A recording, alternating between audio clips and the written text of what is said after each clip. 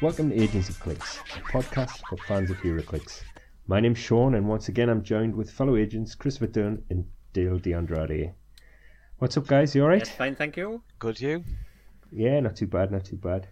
So, have you been getting much Heroclix action in the past couple of weeks, Dale? Have you had much in the way of games? I have played more games of Heroclix in the past 2 weeks than I think I've played for 6 months. Really?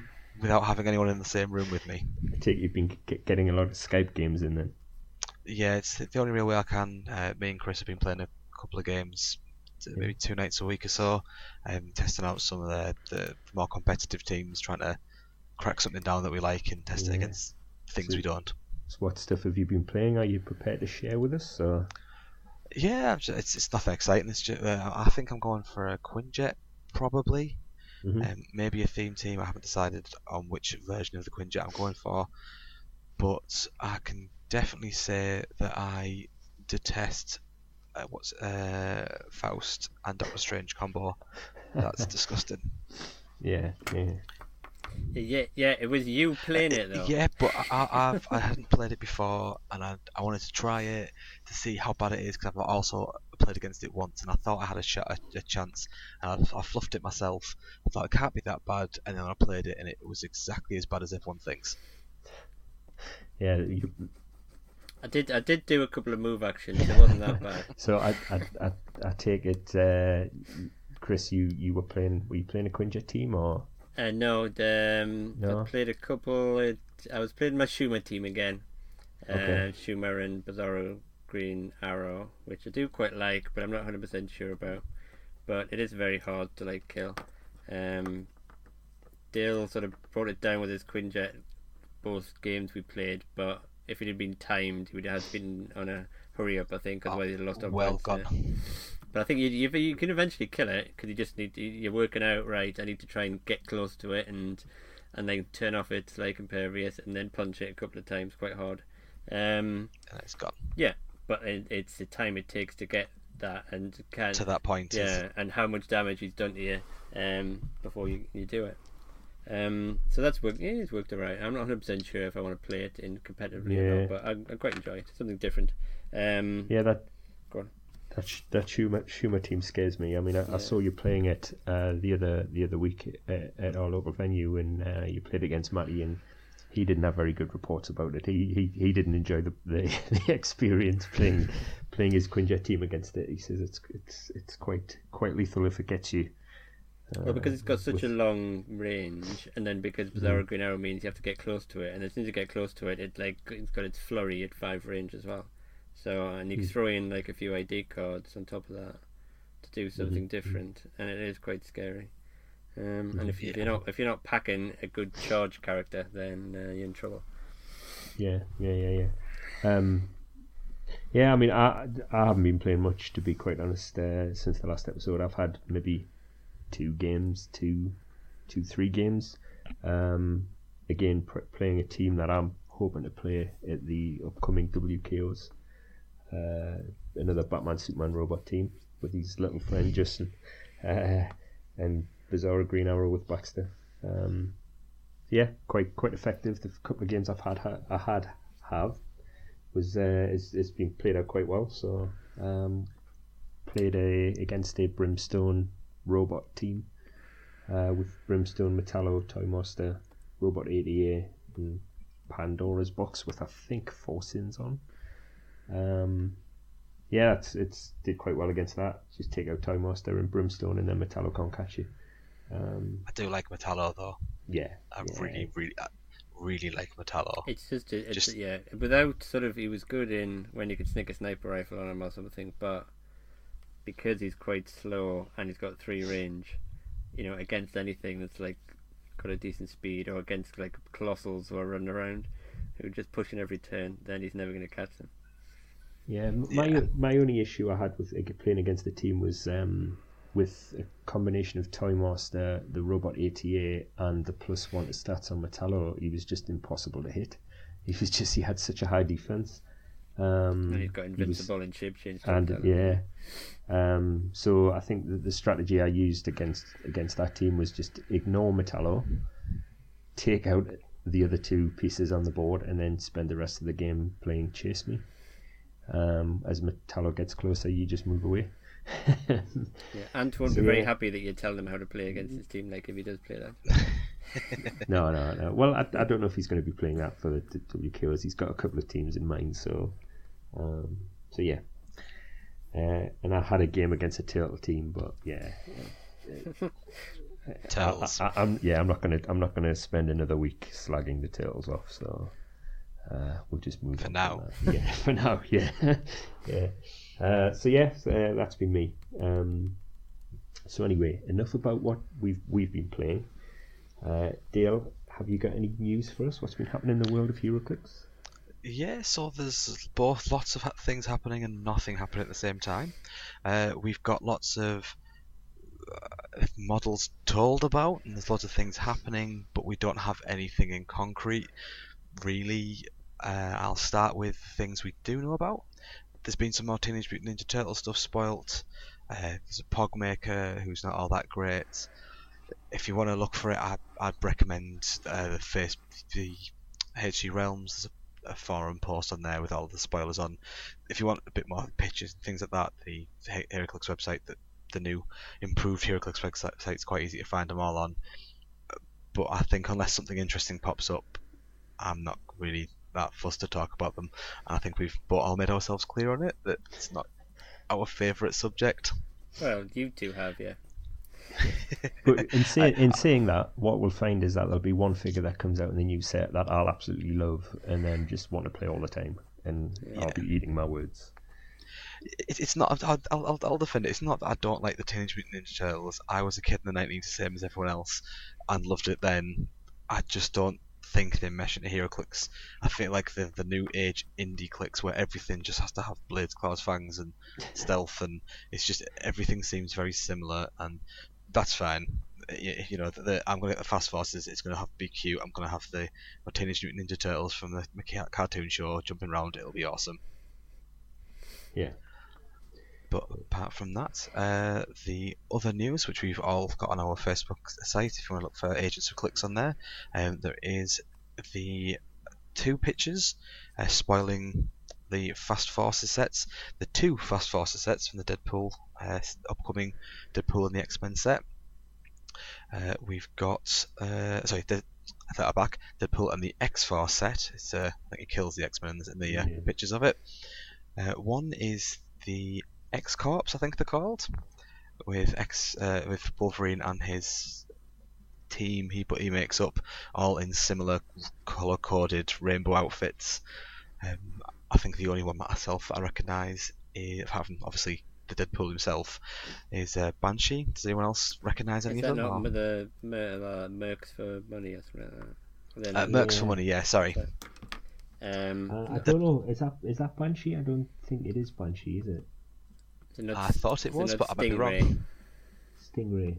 I can't remember now. As Stingray is in the armoured guy that gets killed, that gets fought in Armour Wars? I don't know. Okay, so we have no idea. Yeah. I don't know, I like the look of the other one, the Uncanny X-Force.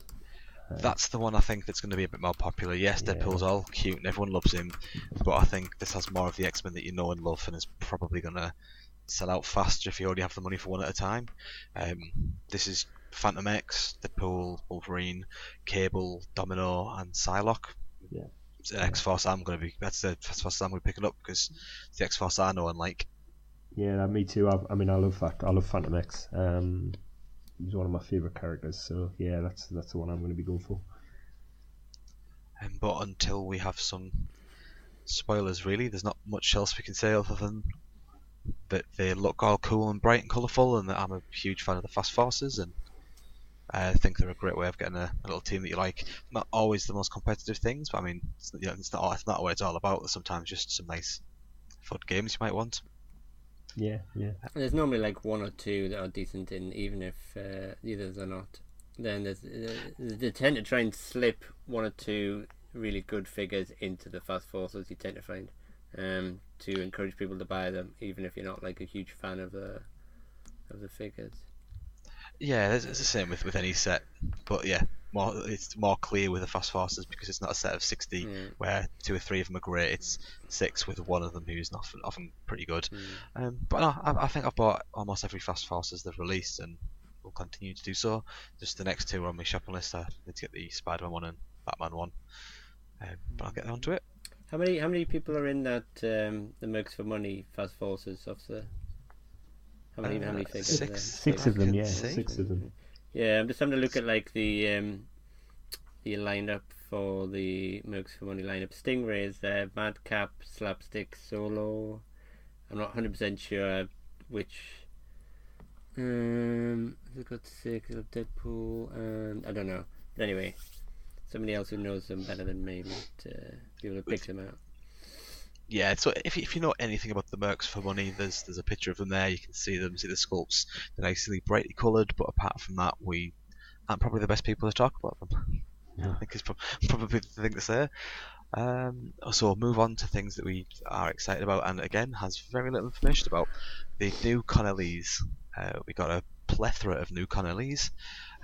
Spider Carnage, I think, is the one I'm probably most excited about for the prizes that you can get at the lower end for it. Just Spider-Man with the Carnage symbiote on it. There's not much more to say. It's going to be great.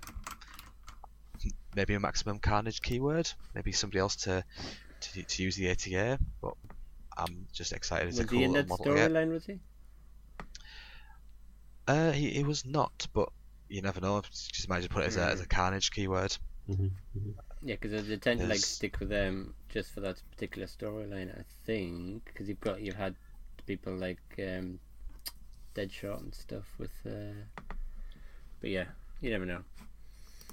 Yeah, they might put they might slip it in there because it is a Carnage symbiote, but yeah, it's technically for the story he's not. As far as I was aware, Spider Carnage is Spider-Man clone with the Carnage symbiote. Ben Reilly. All right. Okay. I might be wrong. It might be the other way around. It might be Peter Parker who gets it, and Ben Reilly has to beat him. But it's definitely caught up in the clone story, if I'm right. Yeah. No, I'm sure it is Ben Reilly. Yes. But then there's next one, Doomsday.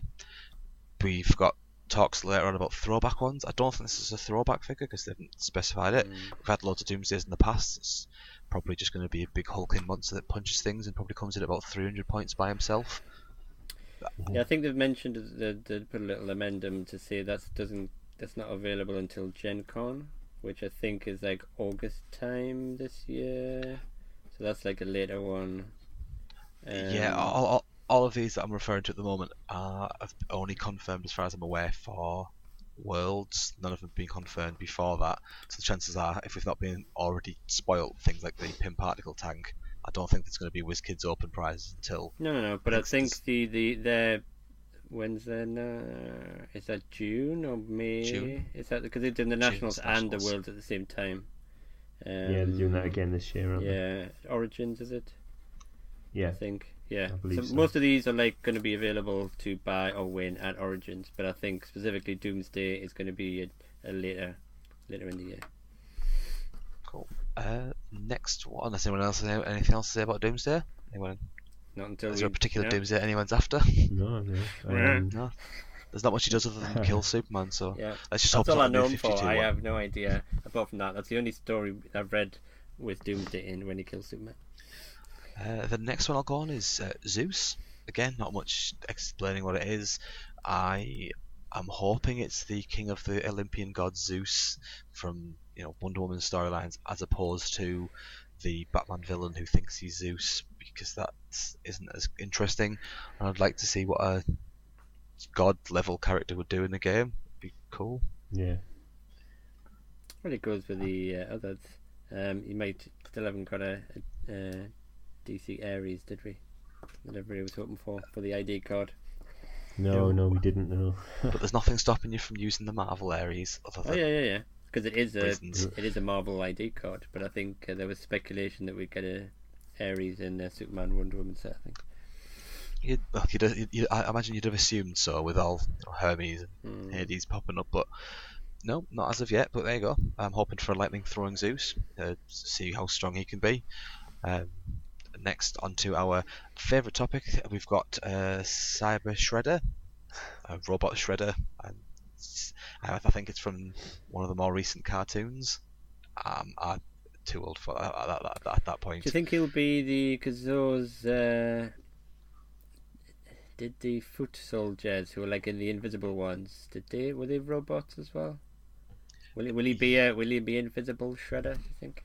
I don't know. I don't think he'll be invisible. I think I imagine he's probably from the same storyline, but whether I'm just guessing here. Yeah, just rolling with it. Yeah. The other one is Bebop and Rocksteady. Yeah, apparently Cyber Shredder's a cybernetic clone of Shredder. I don't think they know how clones work. You don't know. Although I think Marvel tried to pull the same thing with Ragnarok, so yeah, well, I won't mark them down for that because I like Ragnarok. In the same vein, Bebop and Rocksteady. It seems like they're a duo fig. It seems they have Bebop and Rocksteady. It's not two separate posts. It's one figure. So I'm assuming that's a duo. Whether it's like World's Finest duo where you can't separate them, or whether they'll try and fit in the points value to match the versions from one of the sets, so you can split them. I think they've got rid of that mechanic. To be honest with you. Me too. I think it's gone. I don't think they've had. If it was still in the game, I think they would have left it for the World's Finest. Because none of the duos since then have had qualifying names, so I think they've got rid of it. Oh. And the last attempt at a duo fig was a lie. Power Man and Iron Fist. That's not a duo fig. You can only play one of them at a time. You've got things like the Groot and Rocket Raccoon and stuff. They're doing duo figures differently, you know. So. Yeah, it's fine. I mean, the splitting and combining thing was always super complicated and always led to. I think the only time I've seen it used at kind of a reasonable level is the team base for Justice League with Superman, Wonder Woman, and it just felt horribly exploitative of the game. I don't think it really added all that much. If they want to put in a duo fig with specific ones in mind, where you doesn't have to be split and merge, just a trait where you can swap between one and the two separate ones. Yeah. That's fine. But I always found the way that you could kind of heal one by merging them with the other one, it's just horribly convoluted. Yeah, agree with that. But next on and as far as I can see, last figure is Plastic Man. Again, I'm actually kind of hoping back for another throwback one with him being the post box from way back when. Probably not, but it would be fun if it is. I mean, if anyone can remember that, it was just literally a repaint of a 3D object set with him just being a post box. What do you want from a Plastic Man? Yeah, just get a different Plastic Man for the ID card as well. Yeah, another ID card with a character to finally use. I think apart from you missed out the Colossal Sinestro, I think. I have missed out the Colossal. I was going to pop him up here in a bit. He is joining the ranks of other Colossals, seemingly making a comeback. I think I've seen Titano is getting another Dial version coming out. But yeah, this is the old Weaponer of Quadia. I think I'm saying that correctly.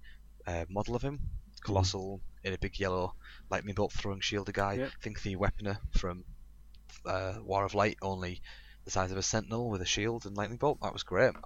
I'm excited to have that model back. I have it on my windowsill, but as all of them are, the lightning bolt snapped. I think everybody's lightning bolt snapped on that. So let's hope they make this new one out of better plastic. Yeah. Or just don't give a lightning bolt. I'll cope removable hand, something to make that lightning bolt just a little less. Well, I think ice giant speary. Yeah, I think the previous ones were just the plastic used to be quite fragile. So I think the newer ones are a bit more bendy. But he was out of a see-through plastic, which was very different to the one they got, the kind of type of softer plastic we've got now, which is why it snaps off because it was quite rigid. And we'll see. It's still a great model. I'll get over it if it slightly bolt snaps. I still love it.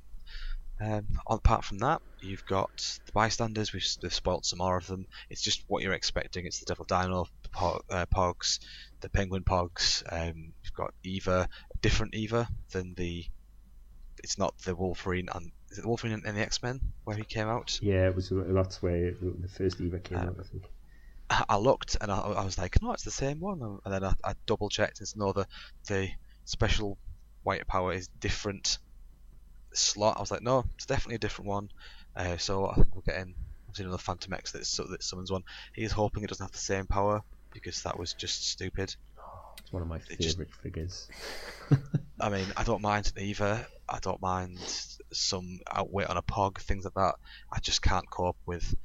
I can shoot whatever I want, basically, kind of figures because it's just so broken. I mean, they must have learned the lesson by now with him and Iron Pharaoh. Like they must have. Let's hope so. Yeah. And the last and just my favourite thing I've heard about Heroclix in 10 years, easily the not necessarily Conor Lee prize, but the box set of The Greatest. We've got Muhammad Ali versus Superman. That's got to be the best. Like who sat down and thought, do we have the rights for this? Can we do it? And finding out, yes, we can. We've got to do it. I'm so excited for it.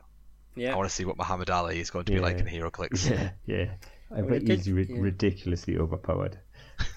Well, I did read on the WizKids Facebook blurb that there weren't going to be like promo figures or anything. They were playable in the game. So I was crossing my fingers. It's going to be modern age legal. That's what I think. So. Get in. Well, they clearly have a unique ring. They're clearly silver, but they don't have a purple one. Yeah, they had a ring round them, but then the angle that they showed the figure at, I couldn't tell. But I do remember them saying, they were going to be playable in there. But on top of that, because as nice as they are, I mean, I can't wait to see what Muhammad Ali's like. It's going to be funny to have a Batman, a Superman in boxing gloves. It's just cool. But I think for me, it's the ring that really makes it. I cannot wait to play tiny 1v1s, 5x5 little boxing ring. In a boxing ring, yeah. And you can match Muhammad Ali against Schumer.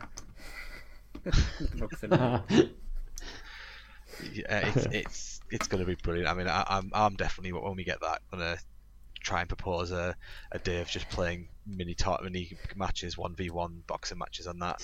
I don't know, maybe everyone gets sidestep or free movement to try and tiptoe around it, but I think it's going to be brilliant. I'm hoping it's got like a mini game in it of them, actually being able to have like a special type of fight for them. But regardless, it's just so cool. Yeah. Is that going to be available in the nationals as well? Do you reckon? Is that coming up as a purchasable? It says it's purchasable at the US National and Worlds in June. Hopefully it's going to be our nationals as well then. Yeah, hopefully it does specify. It does specify it's a special HeroClix set only available at events after the 1st of April. So the nationals at the UK nationals are after that. So hoping it's available there, and hopefully I'll come home with one. Definitely, yeah. But I think as far as news goes, I think that's everything. Unless anyone can think of anything else. Nothing spoilers to mind. I know the HeroClix website's been reskinned and redesigned. But nothing in terms of figures though. I don't think I've got any more content on it as yet. No. So I think from there it's on to Sean to discuss as we've already talked about, the Whiskers Open and how many UK ones they are going. Yeah. So thanks, Dale. There's as Dale just said, there's some upcoming WKOs happening in the UK. There are 4 Heroclix WKOs this time round. I'll give you the dates and locations for them now. So the first one is at KD Games at Shoreham by the Sea on the 5th of February. And just a quick shout out to Elliot Waite, who's going to be organising. Oh, is it Elliot who's organising that one, is it? I think so, yeah. Great. Because he's already qualified, so he must have got the job. Right. He'd just like to hear me saying his name, I'm guessing. The next one that follows on from that is on the 18th of February at Wayland's Forge in Birmingham. I don't know if you know who's organising that one, Chris. None off the top of my head. Nope. The next one, and the one closest to my heart, is the one on the 26th of February at Geek Retreat in Newcastle. That's our local venue. So, do you know who's judging that? I believe it would be me. Yeah. So come along to that if you can. It's on the 26th. I've been told Sunday, today. isn't it? Yeah. That's a Sunday the 26th. Yeah. We're not doing Dice Masters. We're just doing Heroclix. The store opens at 12. We'll be looking to start pretty much by 12:30 if we can. And I've been told that admission for that is £12. So there you go. You heard it here first. And then the week after that, on the Saturday, the 4th of March, the final one for the UK this time round is in Manchester at Fanboy 3. And is that Dave Salisbury who's organising that one, yeah? Well, it's his store, yeah. So I'm guessing it's his store, yeah. So that's the WKOs that are being held in the UK for what they're calling Winter 2017. What do you guys think? What do you think we expect to see turning up in terms of teams? Or? Are we going down to some of the other ones as well? By the way, I know we've mentioned it. I'm hoping. I'm hoping to get down to the Birmingham one and the Manchester one. I was going to go down to the Shoreham one, but it would mean like taking the whole weekend really. Yeah. Because it's a big long drive from up north. Well, if you know somebody who's prepared to give me a lift down, Chris, then I might do. Yeah, we should discuss it later. Yeah, I think we should. I do want to, because obviously I'm not playing in the one on the 26th because I'm judging. So I would like the opportunity to get me one of them pocket pim tanks. Well, I've already qualified, so I just want one of the pocket tanks. Yeah, it's only Dale who hasn't qualified. It is, yeah. Yeah. I have only played in one, to be fair. You guys cheated and went to 2 so far. Yeah. So if we get released, we need more tanks, really, because you might want to play multiple giant men. So we never know. Yep. So what do you think figures we'll see played at these events then, guys? What, Chris, you got any thoughts? Like, I'm not talking about your team. I'm thinking about what are you expecting to see.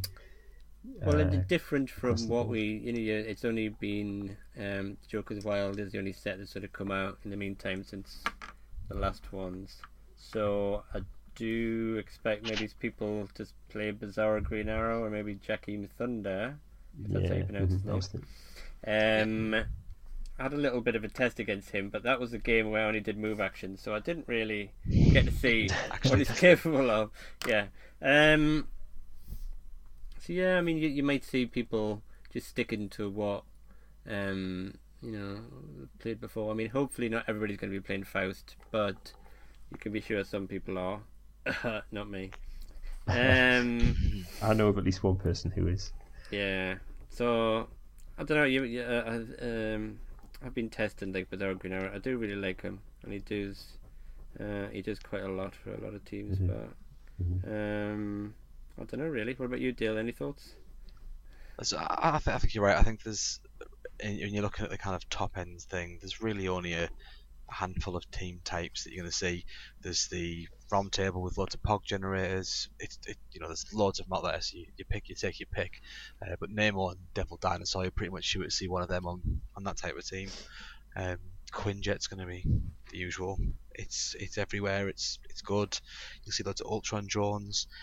I'm not sold on Jakeem. I really want him to be good, but having played against him, and of course he didn't get to do an action. It wasn't a move, so well, you did helpfully suggest at one point that I should be just regenning, until I reminded you that you've just put energy dampener tokens on my card, and regen is a power action. Yeah. He's I don't know, we'll see. I don't think he's incredible. I think the lack of willpower really hurts. So if you're gonna see him, he's gonna be hugging Wrath like his genie.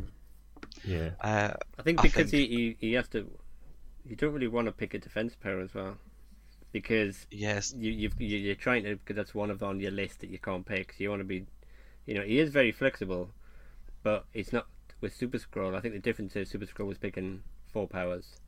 Yeah. He was taking some damage, but he was also killing stuff and bringing it back to life. I think Jakeem, you have to sort of load him up with things like Eclipso and maybe the Wrath Relic, and then you're thinking, well, I've got a defense power, I've got willpower, and now the 2 powers I pick can be whatever I like, really. I think if you're running along and suddenly, I can't pick a defense power, then he suddenly becomes very vulnerable. Yeah, I think you'll see people trying him. I think it really boils down to how good of a player you are to get the most out of him. Yeah.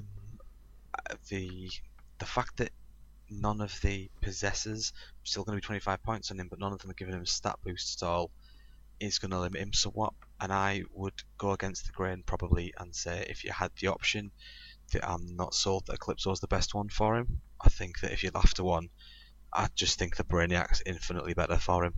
Unless you land on click 8 and then it dies. So this is true, but I mean, if you landed on click 8, you've probably lost anyway. If your one big hit has got to that point, by click 8, Eclipso isn't giving him much that's going to be incredible for him anyway.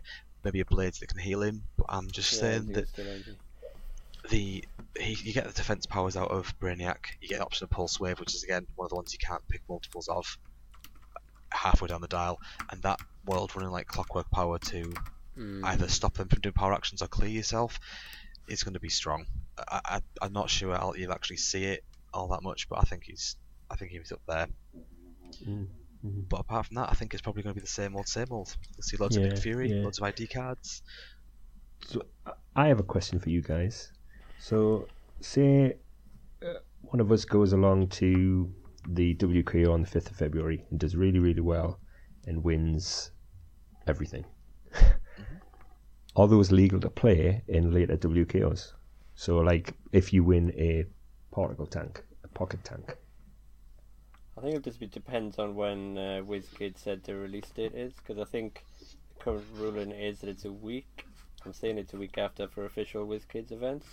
The last time I checked, it was. So it really depends. Normally, WizKids will say for Cornel's, it should be the first time that they were available. So whenever the first WKO is, a week later than that should be legal, unless they say otherwise, really. So we go to one on the 5th of February, and I win a Captain America Earth X, and then he would be legal to play on the 18th. Unless they say otherwise, I think so. Yeah. In theory. I just threw that out there because I wasn't sure if that would be legal or not. But yeah. Well, that's what it's been in the past. Yeah. I mean, I'm trying to remember now. Well, you go and talk. I'm having a look up to see if it's a week or if it's like on the release date. Go on. So I mean, I agree with you guys. I think we'll definitely see some Jakeem Thunders, definitely see some not definitely, but maybe see some Penguins on the POG generating teams.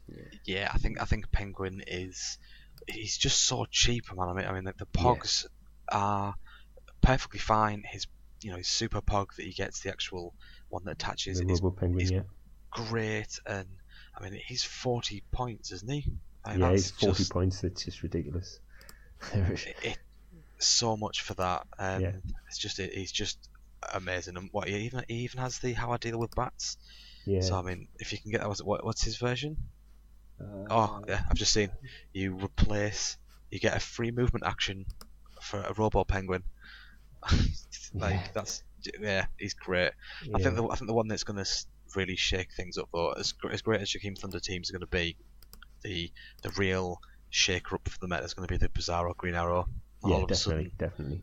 All of a sudden, if you've been lucky enough to get one, all of these models that you've got in your box that you think these are brilliant, but they die so easily, there's no way they're going to be useful, all of a sudden become competitive because you now can just stick this thing to his face and become like so much tougher to kill. So that's why we talk like things like Schumer, that wouldn't normally have been played. It's only 8 clicks of life, 200 points, and you can kill it relatively easily. But when you're looking at Bizarro Green joining him all of a sudden, it's just really hard to deal with. Mm-hmm. Yeah. I mean, he's on a team I'm play testing. Chris has obviously been play testing him. If you've been lucky enough to get a hold of one, then you do expect to see him. I think you've got to kind of build a competitive team now with him in mind, to either be on your team or build to, with a view to facing him on your opposition, on the opposition's team. So I think that might be as easy as making sure that if you've got ID cards, you've got like the likes of Triathlon or Nightwing, or if you're playing a Quinjet, probably both of them, because you just need to make sure that you've got like close combat options. Because if you don't have that and you're completely just range, then you're going to really struggle. Even if you can kill him, even if you get a double nick team and you say, in 2 turns I'll kill him, then that's 2 turns that the rest of your team's going to be able to do what they like, really. Yeah. Anyway, I found the reference to the Heroclix releases, because this is on the WizKids event. What is it called now? Information Network. It says for WizKids sponsored events, exclusive Heroclix game elements, which I'm assuming these come under, released at conventions or official tournaments, are not legal in a constructed event until 1 week after the first convention/event the game element is available at, regardless of region. So whenever the first WKO is, it does not have to be the UK one. I don't know when the first one is in like the States or whatever. So as soon as 1 week passes after that, then they are legal in constructed events. Well, we'll have to get that up, and when we find it, I'll make sure to post it on our Facebook page. So if you're not sure it yourself, you want to have a look into it, it will be there shortly. Yeah, as I say, it's just in the if you look under the rules on the Heroclix rules, there's a thread. This is on the official WizKids rules forum. It just says a list of modern age legal Heroclix releases, and at the top it just mentions about the legality of when they are, and it's got a big list of all the sets that are modern age. Oh, great. Well, thanks for that, Chris. That's okay. Right, well, we'll move along, but before we do, I just want to remind people, 26th of February, Geek Retreat Newcastle, WKO, come along if you can, £12 entry, starting time, 12 noon. There's not going to be any limit on space in there, is there, Sean? I've been told that there is a cap, but I don't think we need to worry. I'll come back to that towards the end of the podcast. I'll pull that information up and I'll come back to that. Just in case you started, if you thought it was going to be popular, people have to buy if you can buy it ahead of time. Tickets. I do know, I haven't had a conversation with the manager, that they have no facility for you to pre-buy and pre-book your space, but they have said if you contact the store, they can put your name down as a placeholder, and then providing you turn up on the day and pay, you will be guaranteed a spot in. That's good. Yeah.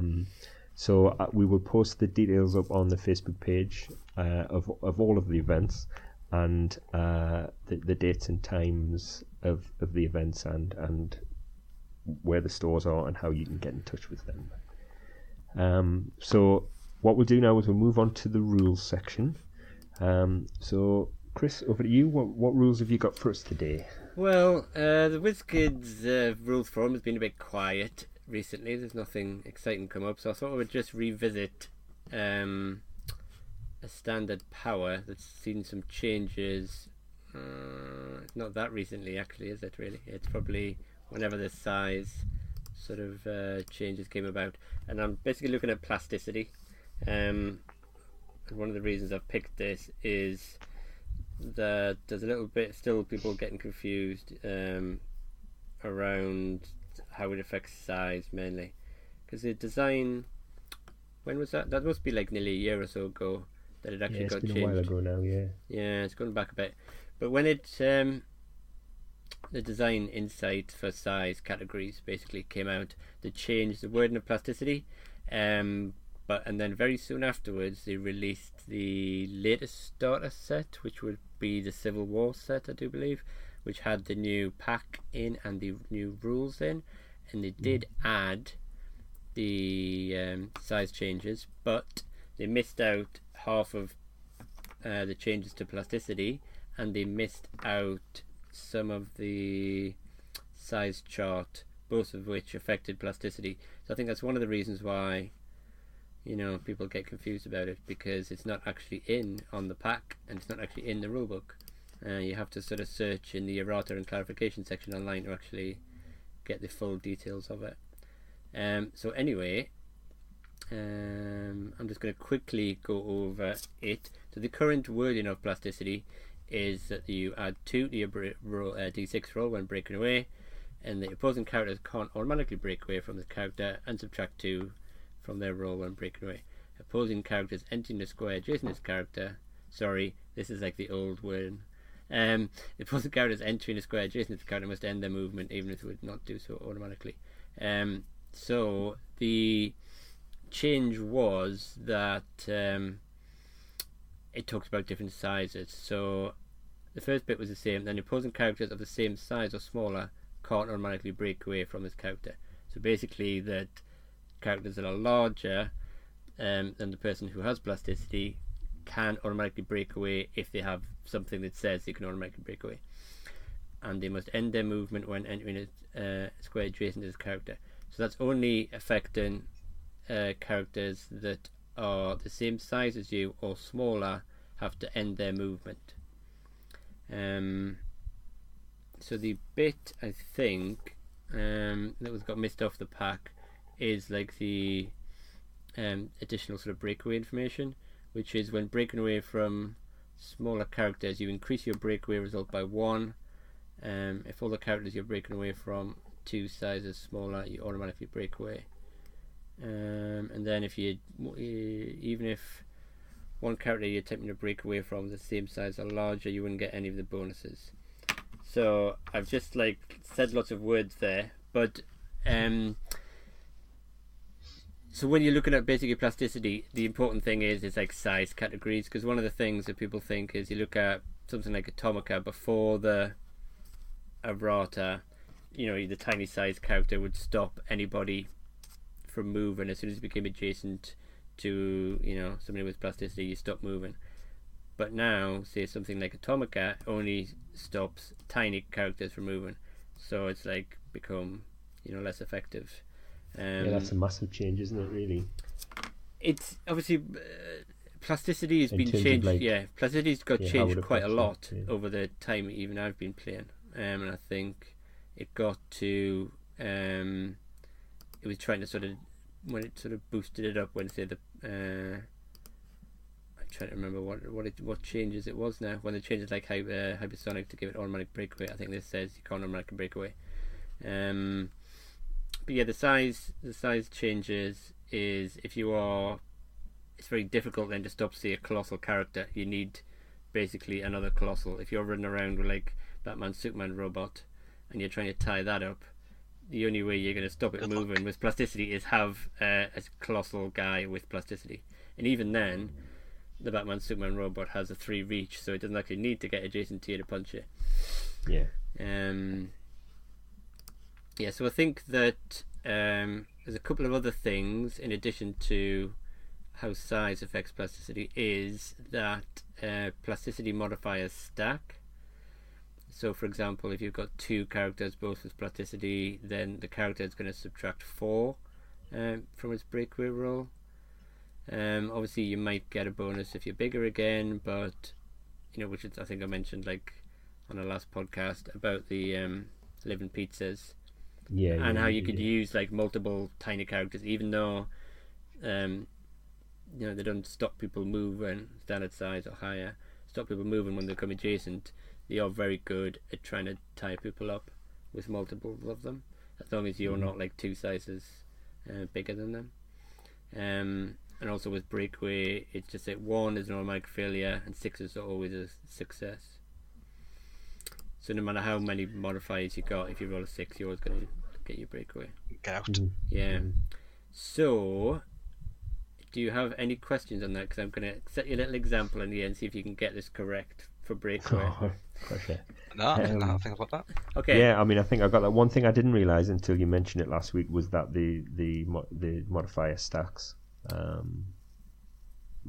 didn't realise. I mean, it's that not was might the not case. come into it very often because Mm-hmm. there's not like many multiples characters stacked, but you often see people like sticking Lust Relic on characters that get the plasticity. You might have another character with plasticity, so multiple. You know, even if somebody's got hypersonic and they're bigger than you by one size, you can really sort of make it difficult for them to break away. So anyway. My example is you've got a colossal with hypersonic speed. I'm sure, Sean, you can't think of anybody with that. It's attempting to break away from another colossal. This other colossal does not have plasticity. Also adjacent to the colossal's hypersonic speed is a giant-sized character who has plasticity and a standard-sized character who has plasticity. So, what do you think roll you need to break away? Okay. 3. It's my answer. I'm going 3 up. I was going to say, okay, well, working it through, the ones you have to worry about are the giant size and the colossal. You get the +1 to your dice roll, but you get -2 to it as well because the giant. Although no, because the plasticity stacks. Sorry, start again. Right, there's the 2 colossals. Right, okay. 1 colossal, 1 giant. You've got Batman, Superman, Robot, because that has hypersonic speed. Yeah, you're trying to break away using hypersonic speed. You're standing next to another colossal. Yeah, this other colossal does not have plasticity, just a colossal. There is a standard. There is a giant-sized character also adjacent to you, who does have plasticity. That's an opposing character, obviously, and a standard-sized character who does have plasticity as well. I heard it. No, I didn't hear it right. I missed out a thing. It's a 5. And why do you think that? Because you have hypersonic. Yes, with a so +2. It is. Yeah, it's a. I'm just stupid. So 4, 5. Too much information. Okay. Yeah. 4.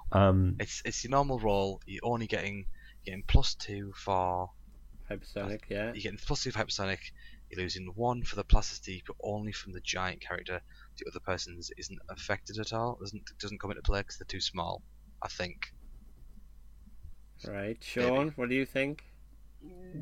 Yeah, what you've just said, Dale, makes complete sense. But you think the plasticity stands? I think the plasticity on the, even though you don't have to break, you can break away automatically from the character 2 sizes smaller than you. Do you still not have to?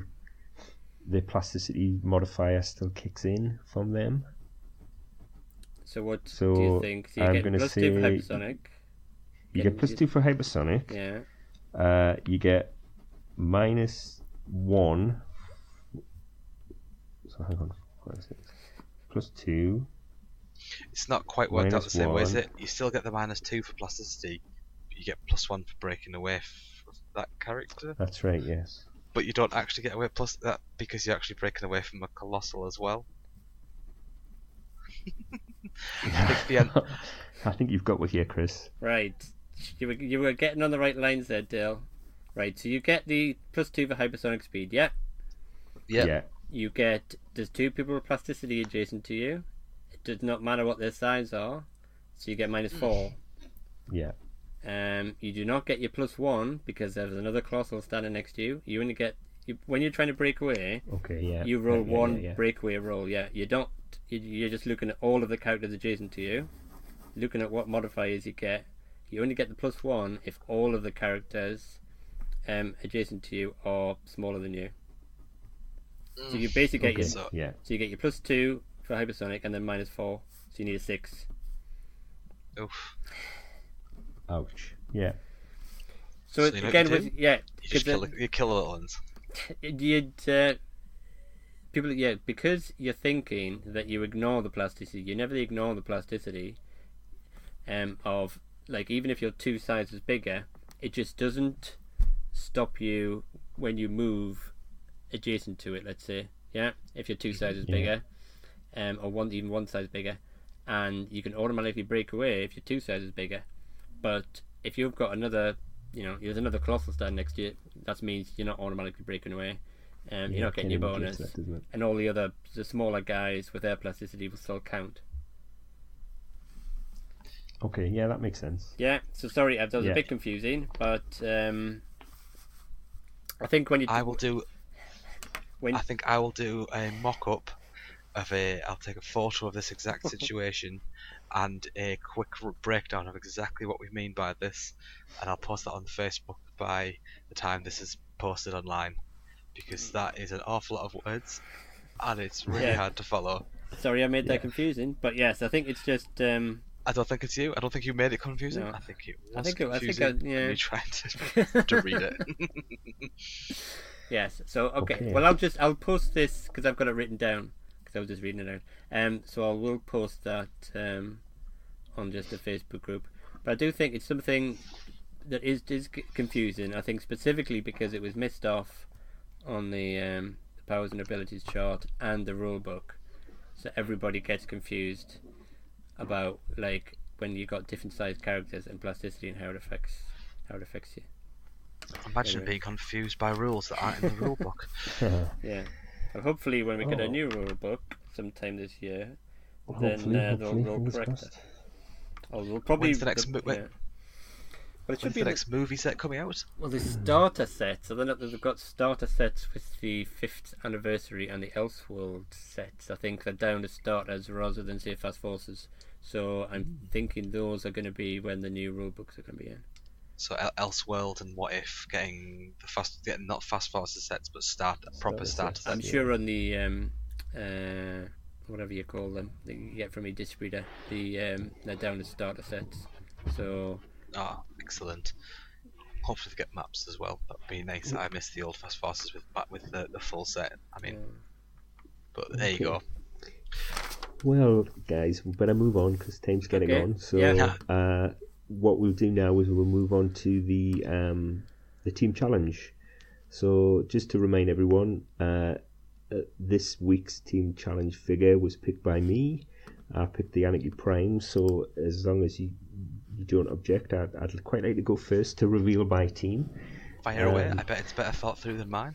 It's probably not, because I'm not very good at building teams, and I'm the first one to admit that. So obviously I picked Anarky Prime from Joker's World because anyone who has played games against me quite often will know that I have a love-hate relationship with my dice.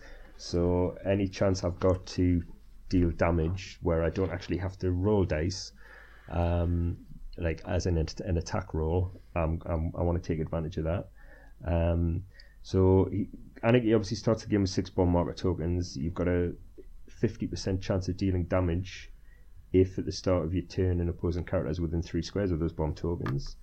And let's remember what I would discuss last week about when the trigger occurs. Triggered effect, so bearing that in mind, obviously Anarky Prime's on the team.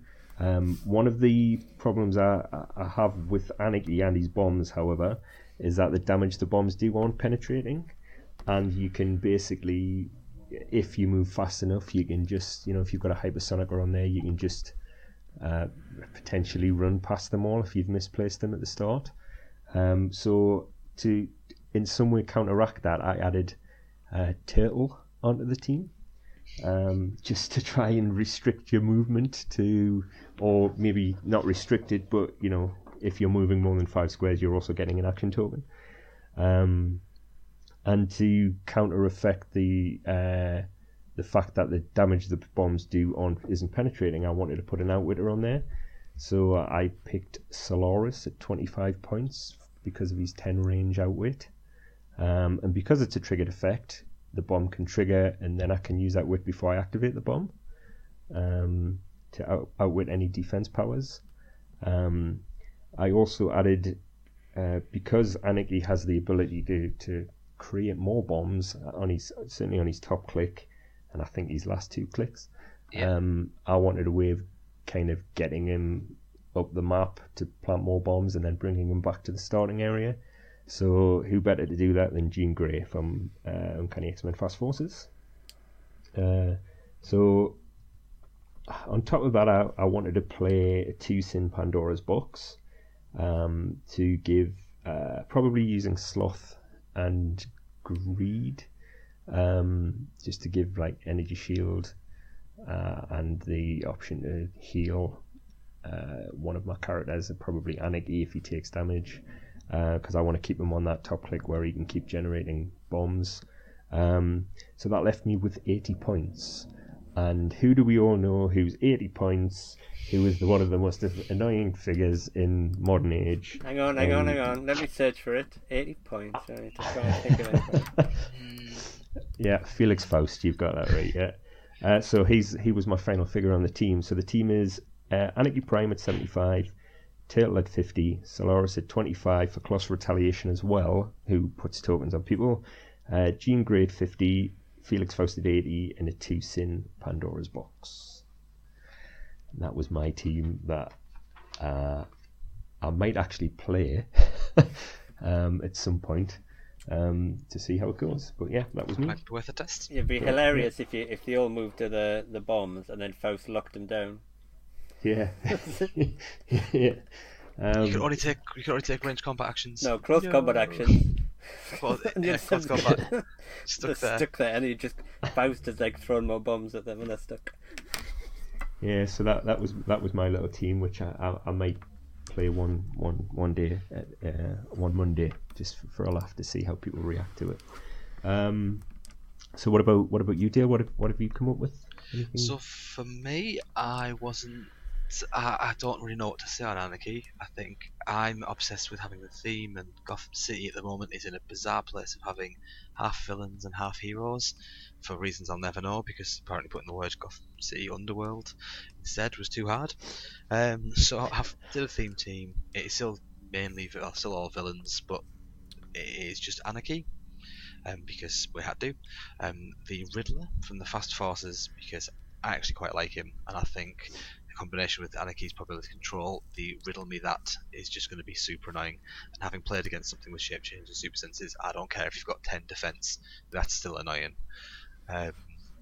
Deadshot, because I really like Deadshot, and I'm thinking that once a bomb goes off and you take out a lot of the terrain, unless they've got stealth, which is annoying, I didn't think about that until later on. He does ignore characters, so you can at least shoot for. You can shoot for more kind of damage, just shoot through, hit who you like, and he comes with a little bit higher attack to give the friendly people.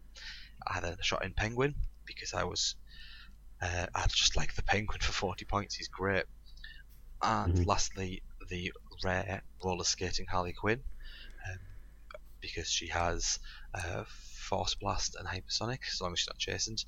Nice Perplex is helpful, and the big thing I was going for was the Force Blast's little usability. It all the damage they deal causing knockback with attacks, so using Hypersonic to run past somebody, kick them in the direction of a bomb, hoping that they're either going to have to push to get out of the way, or be tokened up already and then blow themselves up with Anarky. Yeah. It's not competitive. It's probably just it's a higher end, fun, silly team. But it's all Gotham City, and I don't know why Gotham City is a villain keyword these days. I thought we got past this. Yeah, well. Oh, that's great. Yeah, that's Chris, my goal. Chris, I've you? done something similar to Dale. I've gone for Gotham City. I have not cared a jot about villains or heroes, so Batman might have sneaked into it. So I've got Anarky at 75, the Penguin again at 40 because he's great. I have the other Penguin at 25 from the Fast Forces. Well. The Deadshot again at 75 and Batman at 85. The Trinity War lower point version, so that's 300. The thing that you can do with the lower point Penguin, who's got like the loyalty token, so you can give anybody like a free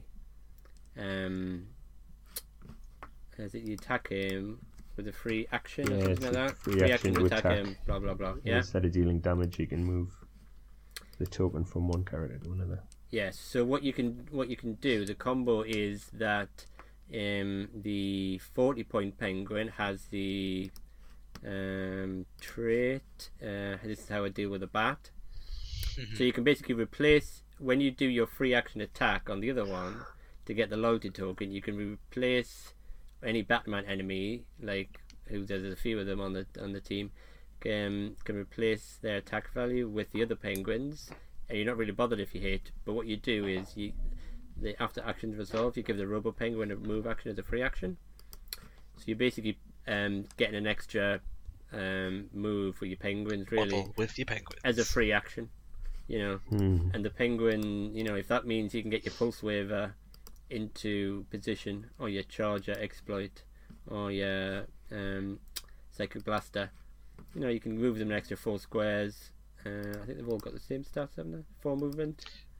Yeah, so basically, I think they have different attacks. I think they all have 4 movement. So you're basically giving them 4 movement for free, with that penguin. And depending on who if you're dead shot, if you'd set him up as a sniper, the 25-point penguin gives like +1 attack and range, which is really good for him. So it's doing the same thing. You're putting your bombs down with Anarky, dead shots trying to snipe stuff. You're sending out penguins who you don't really care if they die with the bombs or not. You're giving them an extra boost, playing the 25.1, and then Batman is there to try and mop them up when they get close to you, really. I did do a slightly different version playing a resource where basically it was the same, apart from I dropped dead shot for the ha Joker at 40 points, and I'll just play a full round table with that. So ha Joker is basically there just to act as tie up, because he runs off. He doesn't. If you know where his dial's going to be at the start of the turn, you can sort of play around with it. You're going to heal him or damage him, to make sure if he does get hit by a bomb, then you try and avoid him passing his starting lines, just to avoid giving away points. And with a full round table, you're turning that with the penguins getting killed, and if people are deciding to attack the Joker, and I just put down things like the 75-point Hawkeye, 75-point She-Hulk, which like Anarky could bring in or Batman can bring in, and some cheap guys like Hawkman or Green Arrow that maybe the Joker can bring in, the cheap ones, and then put a couple on that maybe when you get to power 2 in the round table, like Constantine, Superman Blue, so you can alternate having a Mystics or Invincible for everybody. Oh, good. Yeah, as you say, Anarky's at that good point value, isn't he? At 75 points, where there are some good ID characters. Yeah. He's not a very good attacker himself. No. So you're trying to like maximise his use, maximise his prob as well. So if he's not a good attacker himself, he can bring out some decent attackers. Yeah. Especially that Hawkeye. That Hawkeye's great. Yeah. Oh, that's great. That's great. So next episode, guys. Next podcast. Dale, I think it's you to pick for Team Challenge. What you got for us? I'm giving you guys a curveball because really it is one guy on a team, but it's not really him who causes the brain scratcher. I'm going with Night Lantern, and I want you guys to use the possession. I want to see what is the most interesting you can use with that, thinking that you're realistically only going to be able to fit in another 125 points of characters around him, because I love that model. I think he's great by himself. I think he's hypersonic, stealth, carries all of your friends, but I just think he's a bit too expensive to get use out of him. But I want to find what is the perfect marriage what's the perfect amalgamation of 2 characters.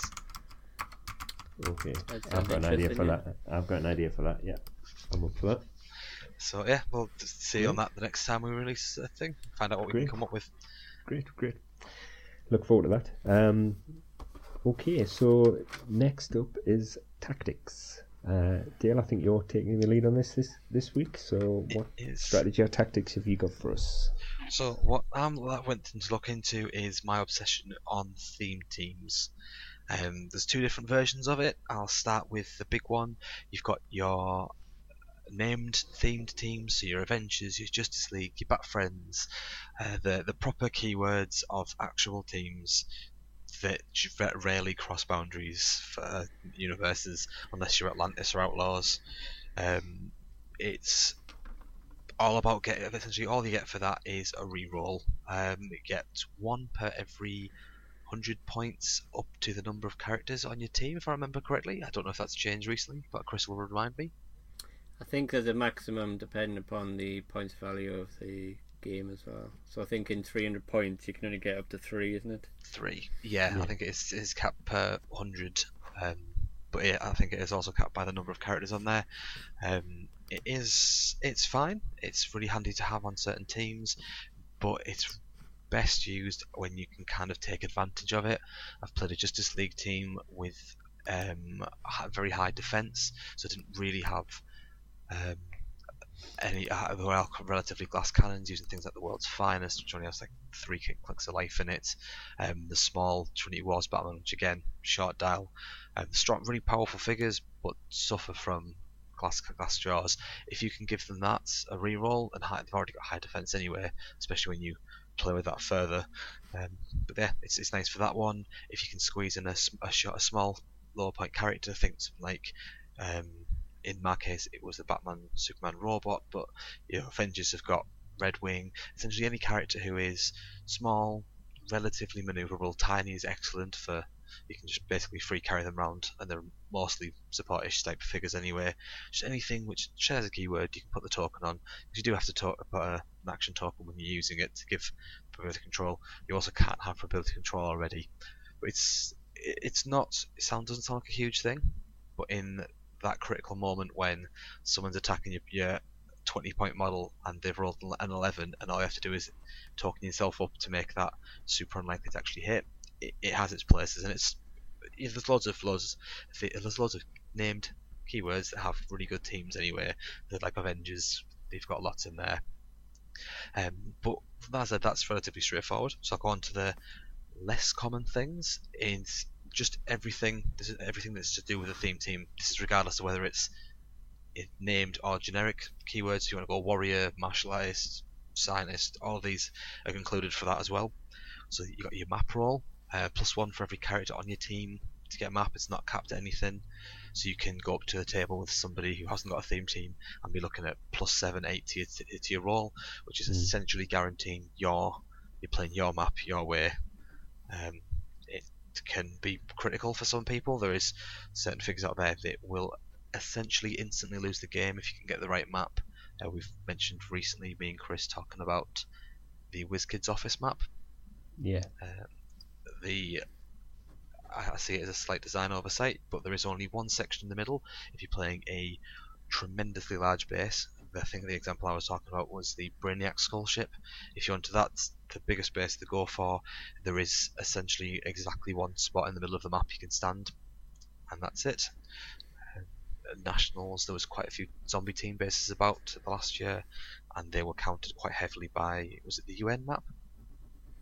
I think it was only me, technically. Yeah. You weren't the only one using it, but I will give you, you did tell me about it. Yeah. But I think it comes down to, like, you can prepare, if you're playing a theme team with a decent bonus, you can much easier prepare against other teams you're likely to face by sitting down and looking at what map do they really not want to play on, or what map can my team get a really good advantage against them. So I think that's something that people overlook quite a lot, is preparing in advance your maps, preparing in advance what map you're going to use against what team. And I think that's one of the biggest bonuses I see for playing theme teams, really. Yeah, and it doesn't have to be a whole lot if you've got getting +3 to your roll. It doesn't sound like a huge amount, but when you're looking at 2d6s, it's kind of stacked odds. So if you're looking at rolling 7 on average, and you're making that a 10, to roll a 10 on a dice is not all that common, so you really are putting an awful lot onto it. As I said, you can get up to silly numbers of like +7, 8 if you're looking at generic kind of keywords. Something like robot theme models. Team or something like that. Yeah, you can get a really high bonus for playing like drones. Yeah, if you just want to if you just want to drop 10 drones, you are getting that map. There's no chance unless they're themed as well. But the other section about it, it's relatively rarely used and not discussed all that much is the ATAs. Of course, they are limited per keyword that you've got, but there is certainly some ATAs out there that are more common that you can use. You can slip in quite a lot of teams just to fill out the odd point here and there. A couple of the just cheap and cheerful, always nicely slot in, and we've got things like the Avengers Response Unit. If you're playing a Marvel themed keyword, it doesn't even have to be Avengers. Chances are you've probably got an Avenger on there, so making them give +1 attack by being adjacent to friendly characters for close combat, for the sake of 3 points per character, it's great. Doesn't stack up, but if you're playing a shield team and one of those happens to have an Avengers keyword as well, it's very cheap and it's very good. There's other ones of similar kind of ilk. When I was mentioning back with my Justice League team, I was using the Justice League, I want to say it's the Silver Age one, but I know it's not the right one. The Justice League team ability for +1 defense. Is it just called Justice League? It's just Justice League. Is that the one? Depending on what team symbol, what combat symbol you've got. That's the one. So yeah, just solely League. Justice League. 1 point per model, and you get +1 defense if they have wing, sharpshooter, indomitable, or giant symbol. And if you just add wing and indomitable together, you must be getting close to half the models in the game these days. Yeah. +1 defense is +1 defense. You can't, nothing to be sniffed at, especially when you're looking at playing something like Pandora's Box already to get yourself the combat reflexes and shield. It all stacks up and it all becomes harder once you get to the +3s, as I've mentioned already. And then there's just the ATAs that just change the way you play the game. You've got things like the Doctor Strange. My mind is blanking. Midnight Suns. The Midnight Suns. Midnight Suns. I'm thinking Marvel Knights, but it's not. Midnight Suns. If you already have stealth, you just cannot be seen. That's insane. We've discussed this, and Chris informed me that gets around Pulse Wave. Yeah. By some incredible wording. I mean, that just changes the way that you're looking at playing the game. Is it Outsiders? No, it's not. It's Outlaws. Red Hood and the Outlaws, the ATA. Sticking in 2 characters that have pretty much the same points, and it's the same kind of thing. It's just if you've got something like that that's mobile, you all of a sudden change the way you've got to play against the game. But there's an awful lot of them out there. I have mentioned a couple of them, and I'm actually going to shout out a few of them. Yes, this is probably self-promoting. Don't hate me, but there is some national champions ones that have came out, and almost all of them I think are very interesting. I think I like. Actually, I think back. I think I like every single one of them. Yeah, I've heard there's a good Flash Family one. Yes, man, it's the Flash Family one. I'll promise I won't mention it next week. But yeah, they're all really nice. They all have the place. I mean, I think my favourite is, and I wish I'd thought of something as out there as this, is the By Odin's Beard. That has got to be one of the craziest abilities out there. I mean, brought back prerequisite requirements as if it was a feat. I loved it. But they're all good. They're all interesting. Have a look into Uncanny keyword, because that's just Uncanny ability, because of the keyword changes, opens a whole new set of teams for me. I think I spent a week trying to crack my brain around making teams of that one, and that was, as far as I'm aware, pretty much only with Uncanny X-Men as a set to access. So when more stuff like that comes out, when Deadpool drops again, I mean, that might be very big, because there'll be a lot of X-Force keywords in there. Suddenly being able to we need to be a theme team to be able to assign it, and then they get the extra keywords. Because when building this force, you can't actually assign the ATA unless it's actually a theme team in the first place. So as far as I'm aware, that's not relatively true. I think they can make a theme team out of it. It cheats them in the same way that the Squadron Supreme, if I remember right, you couldn't have a theme team. Is it the Squadron Supreme? Where they're all primes? Yeah, they're all primes. You couldn't make a theme team to trigger that off without having 2 primes in your team, and that was why it was made. So as far as I'm aware, this does cheat in a theme team by putting in essentially X-Force, but you can also include X-Men and New Mutants in it. Correct me if I'm wrong, but I think that's what I believe that's what it is. I think And there's the. I'm just having a go on. Keep talking. I'm looking at a rule for it. Yeah. Yeah. So obviously he'll check that up, but I mean, all my teammates are useless. I think that'll get some play. I'm surprised more people don't use it with. I'm being terrible for names today. The Brainiac Skull Ship, I think, is my favourite thing for it. Just this huge colossal thing walking around with some tiny little battery attached to it. I'm trying to think of the smallest person who triggers it off. That's tricky, that in Legion of Doom, though, isn't it? Because especially in there's not that many modern age ones. There really is not. I think you're looking at probably Captain Cold as the best slot for him. But that's the OP kit one. But that's only 60 points, and all you're really interested in for him is barrier. He's putting up an interesting barrier where they can't break away. He's empowering it, and all of a sudden you have Brainiac Skull Ship or any of the Brainiac Skull Ships are all of a sudden whacking silly numbers on something. It's interesting if you put that on Lex and Joker duo, because you can't modify their stats. So you can get the bonus from the team ability, but they don't get the -2. If you're playing the 75-point version, I think that's ideal. Yeah, so you get yourself +2 to attack, and then you don't modify their other or +2 to defense, or however you want. And they can't. They have a trait that says their combat values can't be modified. So that's a nice little combo. Yeah, that's it. I think you get an awful lot for it. There's some ATAs that are just nice and cheap and add a little bit of flavour to it. There's some that absolutely change the way that your opponent has to play against them, but that does generally, those kind of ones that generally limit the teams you can play with them. But keep an eye out, because there's always something new coming out. New Mutants was a strong and popular one, and they're due up in Deadpool.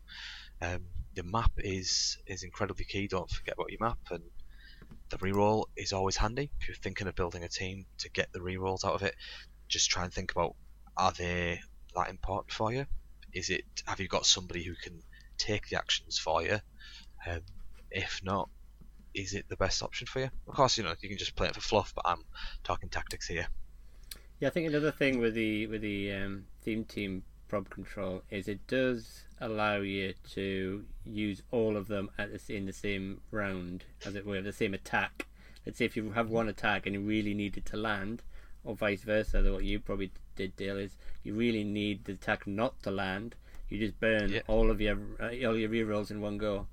So you've got 3 probs, which is quite a bit of a benefit sometimes, because the game turns on like one hit or one miss.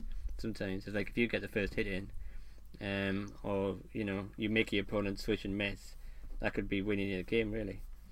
Yeah, that's the thing. It's just, you've got to kind of just pick your moment, and you're thinking, I've got 3, use them. I often think, I want to kind of hold it in case this isn't necessarily unbelievably key for it, but you've got to just, if it's, you've got to keep an eye out, decide what the best option is.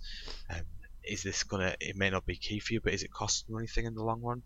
If you've got a small character who's not doing anything, if this attack doesn't hit, are you going to be able to take advantage of it later? It may not cause you a huge amount of damage, but maybe if the attack misses, you're going to be able to play back into it and take advantage of their miss. Just things to keep an eye out. It's if you're good enough to be playing around it, I imagine you know all this already, but just things to keep in mind. Yeah. That's great. Right, I've just got a ruling on the uncanny one, because it's not. This is a similar ATA, the Secret Warriors ATA, which used to give out. You could pick a keyword, and characters in this team will possess that keyword. So that allows you to apply the ATA even if, as long as the after force construction has completed, the team is themed, then that's fine. So it will allow you to sort of build cheat people into the team. Cheat people, yeah. So you're basically giving people, anybody with the X-Force keyword, you can then give them New Mutants or X-Men, which, I mean, as I say, at the moment, maybe it's not that great, because it's not a huge number of X-Force. There is a huge number of X-Men, though. if you want to play it. Yeah, but you don't. But you need somebody. You need to have the X-Force. Hang on a minute. when Yeah, you building need to your have the X-Force force. keyword. Yes. So you need In if order you to have give you the 4 ATA. like X-Men, let's say, and 1 X-Force, then you can put the ATA on the X-Force guy, and he will then get the X-Men keyword, and then it's the theme team. And so that Yeah, character, yeah. So you've basically got if there's somebody with the X-Force keyword, you want to fit into one of the other teams. So it depends on what X-Force people you get. I mean, at the moment, I'm just having a quick look. You've got things like Vanisher, not bad. But yeah, modern there is not very many, because you've only got 4 from the Uncanny X-Men, 1 from the Fast Forces, and then 5 Connor Lees or LE figures. But obviously in the next Deadpool set you might have a dozen or so. Yeah, I feel like we are. I know we're focusing quite a lot on the uncanny one because of the whether it counts during the force build. I think this is a kind of an old problem that you came up with the entities as well, giving things. Essentially, it's when your force is completed and it's done, then you check if it's themed. If it's not, then it's illegal and you can't play it. But I think we're also missing getting sidestep here. It's 5 points to give a character sidestep, and I felt I would have felt slightly hard done by if I made the Civil War team ability, which is amazing. It does have some flexibility, but you only get sidestep if you pick team cap for your first click. Uncanny is the same points, cheats you a keyword into it, and gives you sidestep on your whole dial, and gives you improved ignoring character when you're doing it. Improved movement ignores character if you within 4 squares of Cable, Psylocke, Storm, or Wolverine. It's well, I quite like that. I quite like that Civil War ATA though. I think the problem being that if you're just playing Avengers, it gets very expensive with like 5 points. But I mean, I think sidestep is one of the best powers in the game. So just having that, and you're paying 5 points, you've only paid it with 1 character or so, then that's not so bad. But if you have to stop paying out for 5 or 6 different characters, then you think I can spend those points elsewhere. But it's nice that you've got the choice between sidestep on plasticity as well. So you're picking that at the beginning of the game. So. I'm far from saying it's bad. I mean, as I said already, I like all of them. They all have all the nationals winners have their own little slot for them. It's my grievance, if any, I can't really complain. Is the 5 points for it. I feel like the uncanny for similar wording, essentially, is considerably better value. For 5 points, you're getting a keyword, you're getting improved movement potentially on a sidestep and sidestep for your whole dial, and you're swapping that for first click if you've got no tokens. I But think the upside is you can choose plasticity on your first click instead. It's 6 and 2 3s. It's great. I think Civil War 80 is good. I think Uncanny is great when you're talking about power for it. Yeah. So I think at the moment Uncanny is like limited use because the characters are limited. I think an Avengers one is obviously there's a lot more characters. Yeah, gonna see more play really. And I considered doing that with like an Avengers. Maybe it's not an Avengers. Or doing like sticking that on the Quinjet or something to give it like sidestep or something. Because just sidestepping and you never like take a token. You're just moving up the map, and that's giving you 5 points just for being able to sidestep us. And you're never putting a token on until you need to then start acting properly. As I said, that's an option, but you will be playing a shield theme team if you're doing that. Yeah. Because then otherwise you're paying like 30 points. Silly points. Which, you wouldn't do that.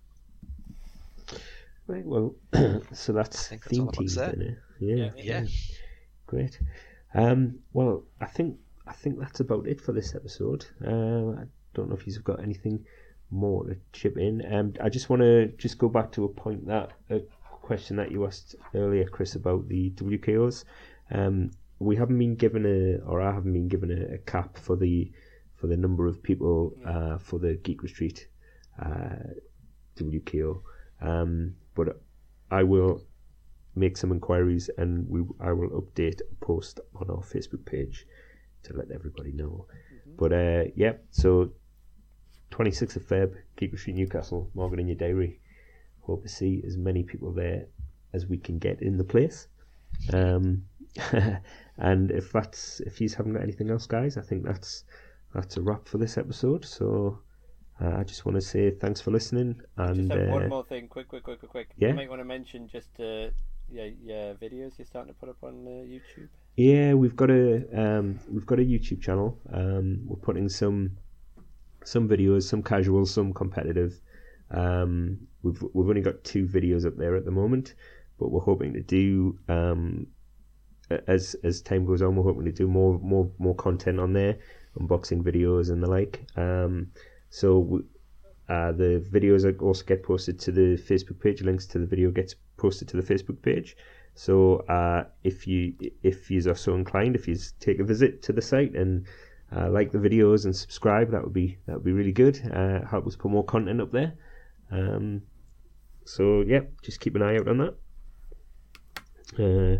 And obviously, like follow us on Facebook, and we also have a Twitter account, which we will post. Yes, it's news to me. Well, basically, yeah. There's a Twitter account. Anything that gets posted on Facebook also gets posted on Twitter. Because I know you've probably been wondering why, whenever I post anything, I put a hashtag on. That is why. Hashtag work with Facebook? Yeah. It works with Facebook and it works with Twitter as well, obviously. So if that's everything, guys, I'd just like to thank everyone for listening. Until next time, bye. Bye.